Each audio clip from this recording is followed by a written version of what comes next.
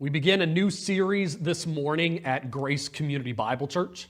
The series will be called Book by Book. And as you would imagine, in a series called Book by Book, we will walk through the books of the Bible, book by book. And one of my goals in this series is to specifically start with those books of the Bible that are either so large they feel a little bit unwieldy and I can't grasp a hold of the book because it is so large. So we'll look at Isaiah, Jeremiah, Ezekiel, and we'll also be looking then in this series at some of the overlooked books in the Old and New Testament. And after going through the major prophets and then some of the overlooked books in the Bible, we'll see whether or not to continue walking through book by book, and cover all 66 of the books of the Bible in this manner, or stop once we get through the lengthy and overlooked books of God's Word. But my goal is in this series is to, one, give an overview of these various books of the Bible, to set them up in their historical, geographical, political climate in which they existed so we can better understand it once we study it, and then to pick some of the more significant or more poignant passages of that book to walk through as an example of how to read and how to study and understand this material that's been given to us. So we'll have some books like Isaiah where we will need to hit many, many passages before we get all the way through it, and other books where we'll move through it at a much quicker pace due to both the length of the book and they don't have as many significant passages as Isaiah. But in this series, we're going to begin, as I just said, with the book of Isaiah. Isaiah is my favorite book in the Old Testament. Trivia question, my two favorite books of the Bible are Isaiah in the Old Testament, Matthew in the New Testament.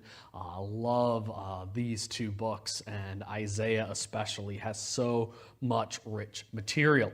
And one of the issues with Isaiah for many people in the church is that there's just too much there, too much to really grab a hold of and to be able to understand. And also on top of that, we don't understand a lot of the places, a lot of the names that are brought up, some of the struggles that the Jews had during the time period of Isaiah, I don't really think connect well with us because our world is so dramatically different than Isaiah's. So during this lesson, we're going to talk about some of the background information for Isaiah, and then after we get through this, we're going to walk through the most important portions of Isaiah, and we're going to be in this book for a while, so get ready to spend some time with Isaiah. So sit down, let's buckle up, and let's walk through the book of Isaiah. So let's first talk about where this book takes place, the location of Isaiah. Isaiah was written to the southern nation of the divided kingdom of Israel. So Israel broke up into two halves after the death of Solomon. The northern kingdom retained the name Israel, and the southern kingdom was named Judah.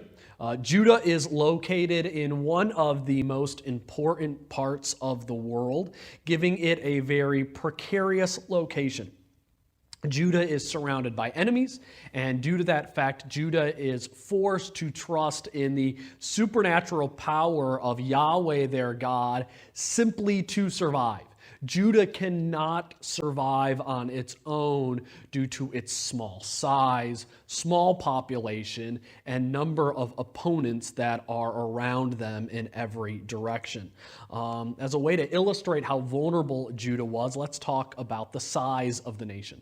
Judah was approximately 3,000 to 3,400 square miles in size, which makes the state of Judah smaller than the state of Connecticut. There are only two states in America, Rhode Island and Delaware, that are actually smaller than Judah. So Judah was a really little nation, being smaller than the state of Connecticut. And we all know today how much of a massive powerhouse Connecticut is at a size of 5,500 square miles. I think if you want to picture what it would be like to live in ancient Judah, imagine that you lived in the state of Connecticut about 300 years ago during the period of the Revolutionary War. But imagine a time where you didn't have all 13 colonies aligned together, but imagine each of the colonies were warring against one another. How insignificant would Connecticut seem in a situation where they were being surrounded by Massachusetts, New Hampshire, Virginia, New York, and on top of that, you had the large powers of England and France sitting on the other side of the Atlantic Ocean and ready to invade and take over Connecticut's sovereignty. And that's what life was for Judah. It was a small nation. It was surrounded by other countries. It was located, as I said, in one of the most important areas of the world. And that was why so many people wanted to get a hold of Judah. Judah and Israel are located in the crossroads of the world where Africa, Europe, and Asia meet together. It should not be a surprise to any of us that God would choose to place his chosen people at the one place on earth where 3 continents connect, the one place on earth that every major world empire wants to get their fingers onto. And so God brings the world to the place where his name is located. So Judah is constantly surrounded by these threats. And looking at the map on the screen, I do want to note that it is not to scale. The Assyrian Empire and Babylonian Empire are not located in scale in relation to Judah where they are on the screen, but I just wanted to be able to put them on the map to show that Judah was surrounded by enemies, both local and distant. There were threats everywhere. Judah had enemies in the north, enemies in the south, enemies in the east, and enemies in the west. There were the Philistines, who were constantly harassing the western border of Judah. Then they had the nation of Israel. We would like to think that Israel and Judah would be aligned, but most of their history, they were fighting with one another over the border towns between Israel and Judah. Then they had the Phoenicians to the north, who were always an economic threat to Judah. And then you see 4 other enemies of Israel, all located to the east, whether it's the northeast, southeast, or directly to their east. You have the nations of Syria, Ammon, Moab, and Edom. And if you want to be able to remember all of those 4 nations and where they are located from north to south, just encourage you to remember one simple sentence that my seminary professor taught me, which was, Judah's enemies were all on the same side of the Jordan River. And same is an acronym for Syria, Ammon, Moab, and Edom. So Judah has all of these nations surrounding them that all want a part of whatever Judah has. Whether it's the Philistines or the Syrians or the Ammonites, the Edomites, they are all threatening the possessions and the holdings of Judah. And then that is not even to mention the 2 big bad guys that you really need to keep your eye on. First, you have the Assyrian Empire, which will dominate the world, being known for their vicious cruelty. And then you will have the Babylonians, who will be known for their might, their power, and their wealth. So we have Judah here, a nation smaller than the state of Connecticut. And they are surrounded by 7 nations, 7 people groups at minimum. On top of that, you have marauders, pillagers, who would be more than happy to conquer the small nation of Judah and bring it into their own people. So Isaiah is a collection of prophecies written to a people who are under constant threat by external forces. Isaiah is also a collection of prophecies written to people who are under a constant threat of internal influences that are seeking to draw them away from God. Isaiah is a book that took place in a time period that was over a long, long time ago. Isaiah also wrote for a long period during that time as well. Isaiah was written during the period of time that is known as the Iron Age. The Iron Age was a period of wars, famine, brutality, and from our 21st century perspective especially, it was a period of poverty.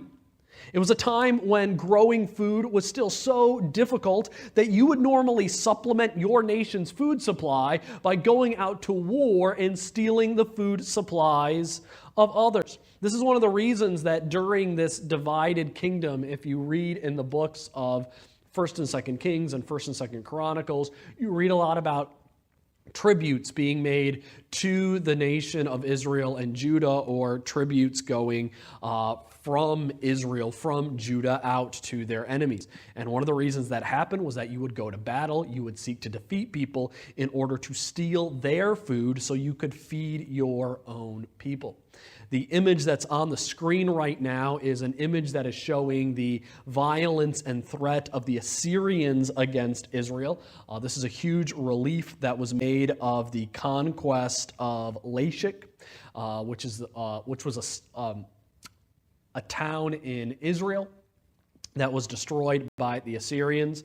And this artwork shows how the town was besieged, how it was destroyed by the Assyrians, how the people and their goods were taken away in captivity and slavery. And this was just the violence and the brutality of the Iron Age. This was a period of warfare, and this was when Isaiah wrote. Specifically, Isaiah began writing his prophecies approximately the year 740 BC. 740 was the year of King Uzziah's death, the specific year that is mentioned in Isaiah chapter 6. And so the question is, was Isaiah 6 the first prophecy that Isaiah begins, or did he actually deliver 5 prophecies in the last years of Uzziah's reign and then receives that specific call once Uzziah dies? But we know that he began his ministry during the year 740, and he had a prophetic ministry lasting for approximately 60 years. So Isaiah preached, Isaiah wrote from 740 to 680 BC. This covered the kingship of 4 kings of Judah. First, as I mentioned, was the king Uzziah. Uzziah reigned for 52 years. For the most part, Uzziah was a good king, a king who respected and followed and worshiped the Lord. Uzziah was also not perfect, though, as he died as a leper due to his disobedience to God. So I think with Uzziah you see mostly good, but a little bit of mixture of disobedience to the Lord as well. He was followed by his son Jotham. Jotham reigned for 16 years. Jotham was primarily a good and righteous king of Judah, but Jotham also had a problem. And that was during his 16-year reign, Judah began to be in a state of decline. Israel and Syria to the north, those nations teamed up and began to take more and more land and more wealth away from the nation of Judah. So you could imagine that from the perspective of your average Jewish person, from the perspective of Jotham's own son, the people might begin to say, you know what? It's not that advantageous to be a good king. It's not that advantageous to follow the Lord. What happened to Uzziah when he followed the God of Abraham? Disobeyed once, and God gave him leprosy for the rest of his life. Then look at Jotham. He's trying to follow God, and we're getting weaker and poorer, which brings us to Ahaz. Ahaz also reigned for 16 years. He is the main character in one of the 2 major narratives that take place in the book of Isaiah. And Ahaz was a wicked king. Ahaz was about one of the most godless kings that Israel had during all of its reign. And you can see part of the reason why. Ahaz is saying, you know what? Following God didn't work for my dad. It didn't work for my granddad. So you know what? I'm going to follow a God that I believe is powerful. So Ahaz sees the gods of the great growing empire in Assyria, and Ahaz says, I want those gods for me. Ahaz even goes as far as to sacrifice one of his own sons in the fires and calls on the Jewish people to forsake the God of Abraham, Isaac, and Jacob, to forsake the God of David, and to follow the gods of the Assyrians. Well, following Ahaz's 16 years, we get who I think is one of the more miraculous kings and best kings in Israel's history, and that is King Hezekiah. In a shocking turn of events, Hezekiah says, I'm going to reject the gods of my dad, and I'm going to go back to the God of my grandfather, the gods of my forefather. I'm going to worship the Lord God of Abraham, Isaac, and Jacob. I will be faithful to him. So Hezekiah tears down the high places that were used for polytheistic worship of other gods. Hezekiah restores the Jewish feasts. He repairs the temple and trusts in God. I could say you could say that Hezekiah was obedient to the command to trust in the Lord with all your heart and not to depend on your own understanding. And that was what you would define Hezekiah, although he was a king who in his end of days, after seeing some prosperity in the land of Judah, would fall to the dangerous sin of pride. So why go through all of these kings? Well, it's to illustrate the struggle that the Jewish people would have during the ministry of Isaiah. Now, for today, the faith of our political leaders has very little impact on our spiritual life. I don't know about you, but my faith did not change as our nation changed from the Clinton administration to the Bush administration to the Obama administration and now to the Trump administration. Thankfully, I don't alter our views on the end times or substitutionary atonement based upon who has control of Congress. But the faith of the kings of Judah tell us so much about Isaiah's world.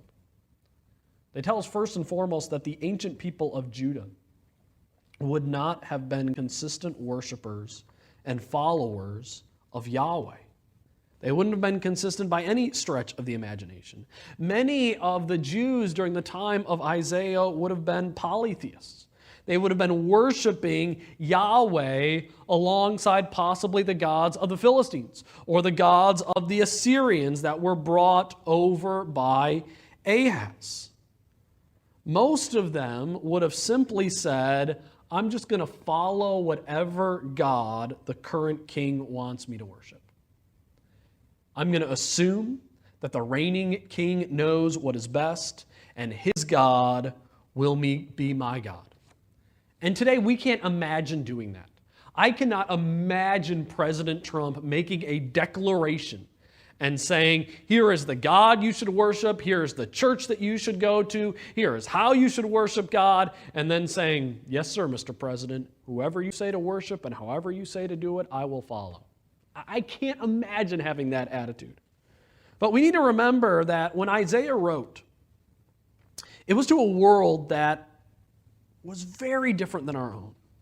The vast majority of people could not read or write. And they lived in a day-by-day greater degree of difficulty than we could ever imagine. And just think about this, the climate of Judah is almost the same as the climate of New Orleans, except for they don't have the humidity that we have. So imagine living in your typical home during this time period, which would have been a two-story house. The first story of your home would have been totally enclosed, but it would have basically been a large open room, maybe with a smaller room in the back that was used for storage, where you'd store your grains or your food materials in large pots. And then the rest of the first floor of your house would be for animal care and cooking. It's where you would always have a fire burning with the smoke coming from it and the stink of your animals. So think about how that would be in the middle of the summer, a house where your first floor is dedicated to your animals and your fire that you almost always have going because it's so difficult to continue to restart your fire. And you would do most of your living on the second floor of your home. And the image on the screen of this reconstruction of a village house in Israel is a little bit later in their history than during Isaiah's time period. Most likely during the Iron Age, during Isaiah's time period, the second floor would not have been covered with a permanent roof or wall under any of it. It would have just simply been an open space where maybe you would hang some skins or some fabric around you to create some privacy, and that open-roofed second floor would be where you would do your sleeping, your bathing, your relaxing. A difficult life, to be sure. And we also know, due to archaeology, that nearly every, if not every person living in ancient Judah suffered from hair lice and terrible intestinal issues. This was a tough time to be alive. It was a hard time to scratch a living from the earth. And so if the king sends his messengers around the kingdom and says, "All right, everyone, we will now worship the gods of the Assyrians," your most likely response would be, "Who am I to tell the king that he is wrong?" Maybe him turning to these new gods will just mean that the crops will grow better next spring. And for the Jews, life was a seesaw of going back and forth from godly kings who worshiped and followed Yahweh to heathen kings who clung to the gods of the surrounding nations. So the faith of the kings was the defining element of the faith of the people during this time period. This is why 1st and 2nd Samuel, 1st and 2nd Kings, 1st and 2nd Chronicles focuses so heavily on the faith of the rulers. And it is into this seesaw of religious faith and devotion to Yahweh, which sometimes is high and wonderful, sometimes is low and pitiful. Into this world Isaiah comes. One day the Jews are faithful to the Lord under one king, and the next week they are building Asherah poles and committing a mixture of idolatry and adultery and fleeing from their God. And this is exactly what Isaiah writes about in Isaiah 1 and 3. The vision of Isaiah, the son of Amoz, concerning Judah and Jerusalem, which he saw during the reigns of Uzziah, Jotham, Ahaz, Hezekiah, kings of Judah. Listen, O heavens, and hear, O earth. For the Lord speaks, "Sons I have reared and brought up, but they have revolted against me. An ox knows its owner, and a donkey its master, but Israel does not know. My people do not understand." So Isaiah is writing in the midst of a time period where the faith of individuals is like the morning dew. It's here for a few minutes when you first wake up in the morning, but as soon as the heat and the pressure of the day begins to beat down, the dew is a distant memory by the middle of the afternoon. And so he is writing to the people of Israel, calling on them for fidelity to God, to worship the Lord alone and not seesaw back and forth between God and the gods of the nations around them. Now, when we talk about the overall message of Isaiah, it is a little bit difficult to pin down. If you want to go and read several excellent commentaries on Isaiah, hear what other scholars and pastors have to say, you will find multiple different opinions on the message and the main meaning that was brought forth in Isaiah. You'll find some people who claim that the message of Isaiah changes so radically in chapter 40 that at least two different, and usually even more than two prophets, wrote this book taking up the name Isaiah. But I just don't understand the need for two authors in Isaiah.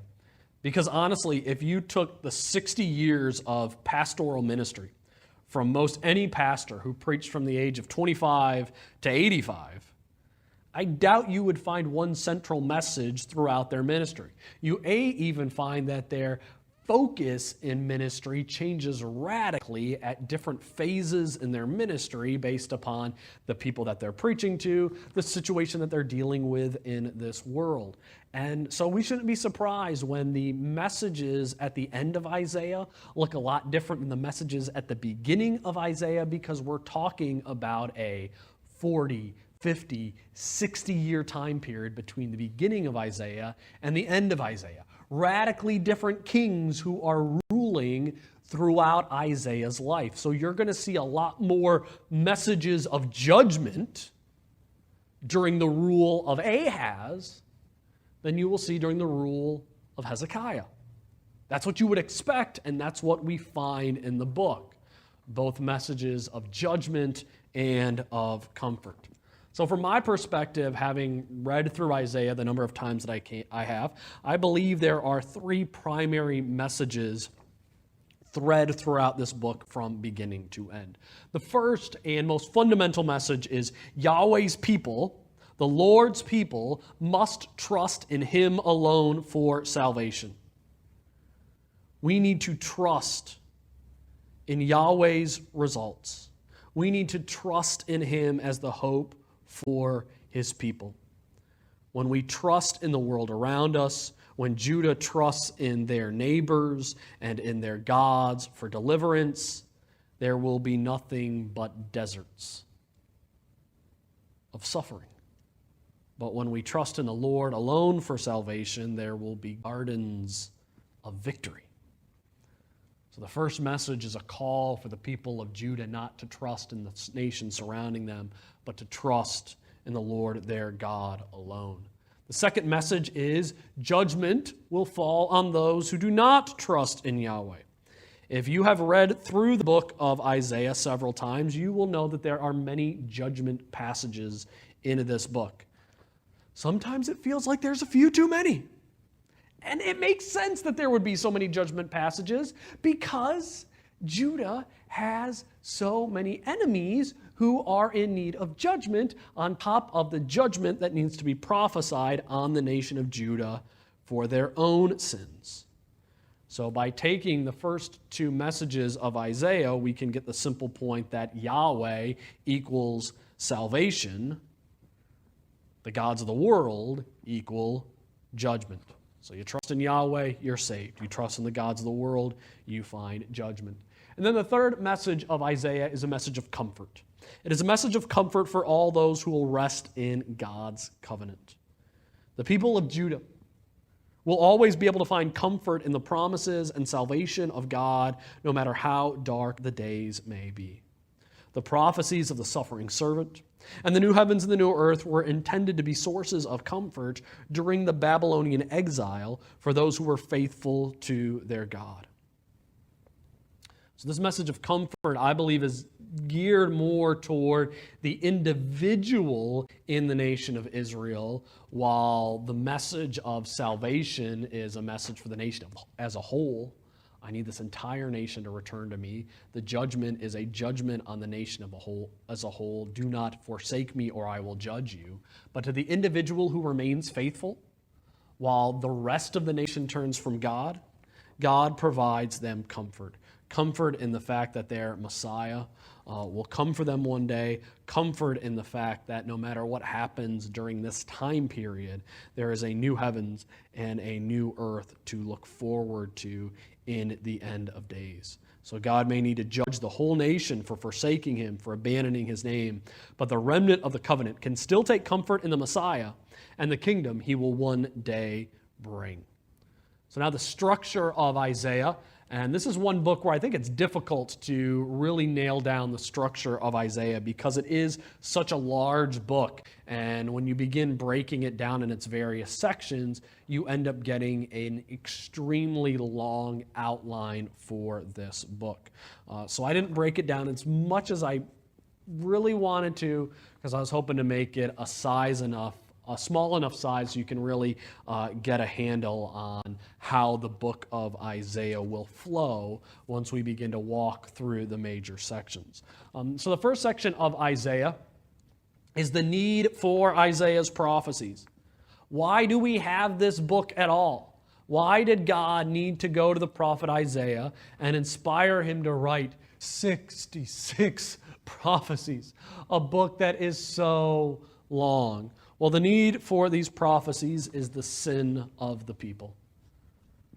The Jews were breaking their covenant with God based upon their unfaithfulness, and God was calling them back to Him. He was giving hope to those who would be faithful. So the need for the prophecy is the sin of the people who are forsaking their God. That is what we see in chapters 1 through 6 of the book of Isaiah.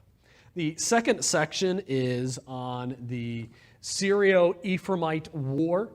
So a war takes place during the time period of Ahaz, where the nation of Israel aligns itself with the nation of Syria.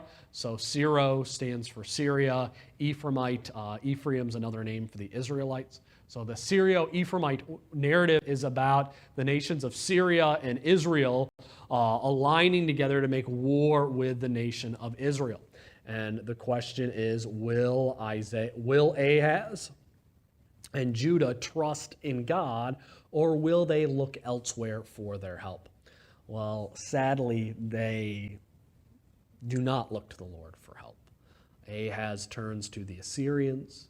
He pays them all the wealth that he can scrounge together, including what is in the temple, and makes a payment to the Assyrians and says, I need you to attack Syria and Israel, so they'll need to defend themselves against you and not come and attack me. And it's in the midst of this section that we see one of the two crucial narrative portions of the book. It's where we tie together the importance of trusting in Yahweh as opposed to being the key narrative focus and message of the book. And that is, there's a specific location that is mentioned in Isaiah chapter 7. The specific phrase is the conduit of the upper pool on the highway to the fuller's field. That's the point where Ahaz is called upon to put his faith in the Lord. That specific spot, the conduit of the upper pool on the highway to the fuller's field. And Ahaz says, no, I'm not trusting in the Lord. I'm not going to put God to the test. I'm going to ask the Assyrians, my buddies, to come and help me out instead. And so that's the point where Ahaz rejects God and will not trust in Him, resulting in judgment. And then it turns us to a section of Isaiah that is all about judgments. So Isaiah chapter 13 through 34 is a long section on a lot of judgments. This section, I think, can either be called one of two things, either oracles against the nations. So these are prophecies against the nations that are surrounding Judah. Or it could also be called the futility of trusting the nations that are surrounding them. Why shouldn't you trust in all the nations that are surrounding you? Because they're not going anywhere. They're not going to be the help that you need in your time of desperation. They are all going to fall underneath that judgment. And that section does, though, end with a message of hope, and that is chapter 35. Chapter 35 is the chapter describing the highway of holiness. I believe that's the most beautiful picture we have in the Old Testament. Maybe Zechariah has a section that rivals it, and whenever we get to Zechariah, we'll hit that. That points to the millennial kingdom. And I believe what God's saying with the highway of holiness is, if you would turn from trusting in the nations that are around you, if you would trust in me alone, here's the blessing that I'm offering to you. And it's a wonderful blessing in the highway of holiness that they could have had for them, but they chose not to trust in Yahweh, and so the blessing of that highway was put off to a later time. Following the highway of holiness, we have the Assyrian narratives. So the book of Isaiah is really structured around two different narratives. One, the Syrians and the Israelites at war against Judah. And Judah instead chooses to trust in Assyria and not trust in God, resulting following comes chapters of judgment. In chapters 36 and 37, we have the Assyrian narratives where the Assyrians themselves have mowed through Israel. They've mowed through Syria. They've wiped those nations off the face of the earth practically, and now they are at Judah's doorstep. We know that by this point they have ransacked and destroyed many villages and cities throughout the nation of Judah, and they are ready to tear down Jerusalem. And once again, we have the place of trust coming at the conduit of the upper pool on the highway to the fuller's field.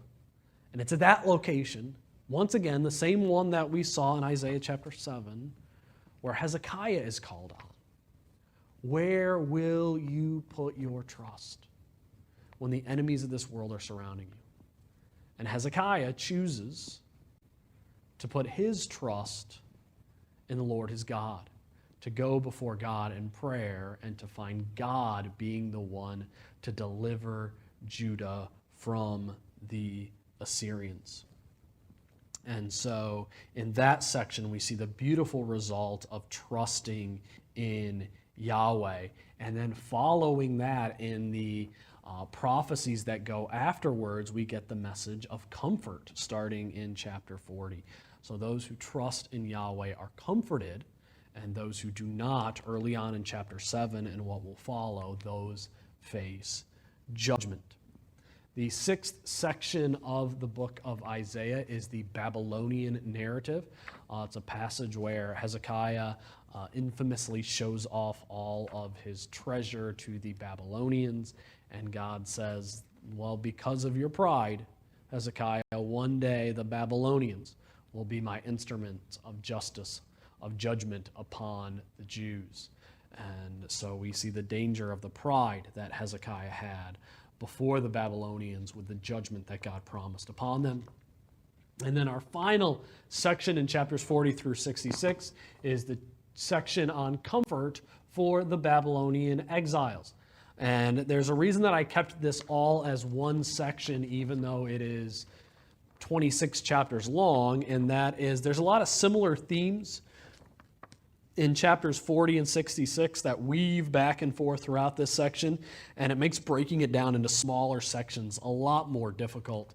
And so therefore, we're just going to leave it as one big chunk and talk about a couple of the key concepts that show up in chapters 40 through 66.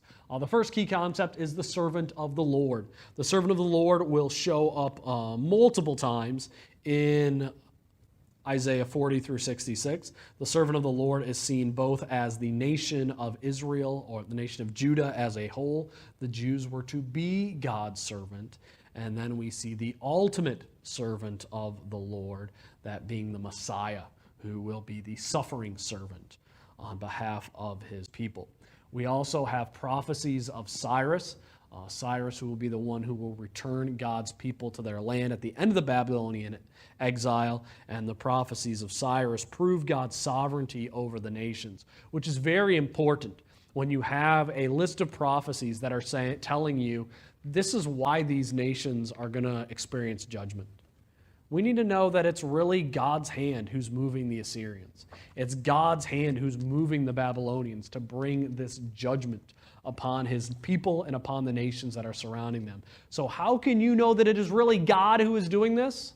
Well, God is going to make a prophecy about Cyrus, about the future emperor of the Babylonians, who will do exactly what God tells him to do. So the prophecies of Cyrus prove that God is sovereign to do all that he claims in the book of Isaiah. And then our final major theme in Isaiah is the theme of the new heavens and the new earth, which take place at the very end of the book, and they provide us with the ultimate eschatological hope for the people of God. Why should we continue to trust in Yahweh, to trust in the Lord while so many dark things are going on around us, while the world seems so hopeless to so many people? And if we want to think for a second that our world is as hopeless as it could be right now, well, it was a lot worse in the Iron Age of Isaiah.